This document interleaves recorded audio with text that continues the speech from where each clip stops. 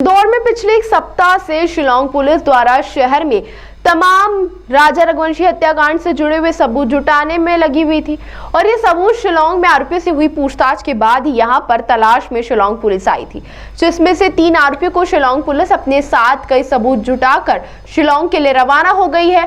अब पूरे प्रकरण में सभी आरोपियों से बारीकी से शिलांग में पूछताछ की जाएगी। राजा रघुवंशी हत्याकांड की मिस्ट्री भारत के 3 राज्यों के साथ प्रदेश के 3 जिलों से आरोपियों को पकड़ा गया। पूरे मामले में बताया जा रहा है कि सोनम और राज ने स्वीकारा था।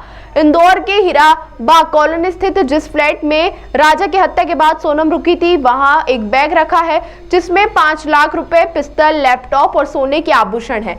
उसमें ही राजा की सोने की चेन रखी हुई है।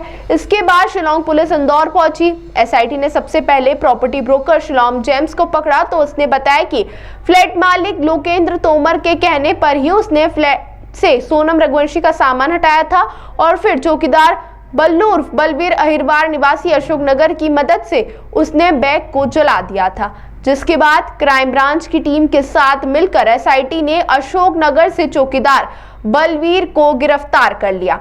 शुरुआत से ही शिलांग जेम्स पूरे मामले से खुद को अनभिज्ञ बताता रहा और कहने लगा कि मैंने सिर्फ बैग जलाया, उसके अंदर जो सामान था वह फ्लैट मालिक लोकेंद्र तोमर ने निकाल लिया था, क्योंकि फ्लैट की 2 चाबियां अक्सर उसके पास रहती हैं। इस पर पुलिस ने फ्लैट मालिक लोकेंद्र की तलाश की तो इसकी लोकेशन ग्वालियर के गांधीनगर इलाके में मिली।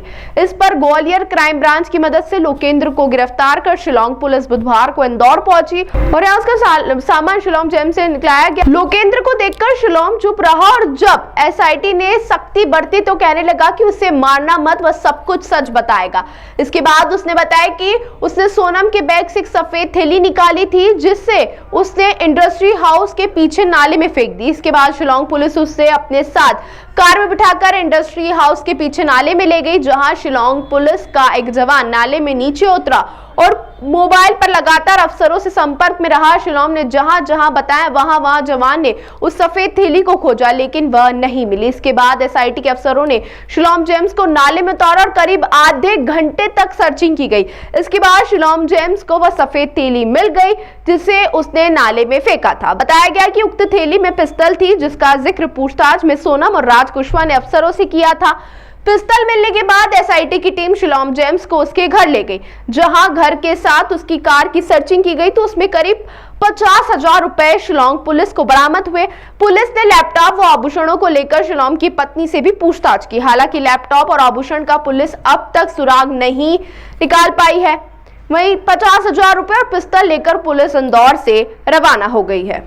ये शिलांग पुलिस अपनी इन्वेस्टिगेशन यहाँ से कंप्लीट करके 3 आरोपियों को लेकर यहाँ से निकल रही है और यहाँ से एयरपोर्ट जाएगी, यहाँ से शिलांग जाएंगे। सर क्या किस तरह की जांच करी और क्या इनके द्वारा इन्वेस्टिगेशन किया था, जिसमें 2 आरोपी पूर्व में अरेस्ट कर लिए गए थे, जिनका ट्रांजिट रिमांड लिया गया था। एक एक्यूज को ग्वालियर से लेकर आए थे, उनका ट्रांजिट रिमांड लेकर अब उनकी इन्वेस्टिगेशन कंप्लीट हो गई है। इन्वेस्टिगेशन कंप्लीट करने के बाद ये लोग अब शिलांग रवाना हो गए हैं एसआईटी। सर कुछ बताया जा रहा है पिस्टल और नकद भी बरामद किया? उन्होंने इन्वेस्टिगेशन के हिसाब से कुछ एविडेंसेज कलेक्ट किए हैं, लेकिन उनके द्वारा हमें शेयर नहीं किया गया है।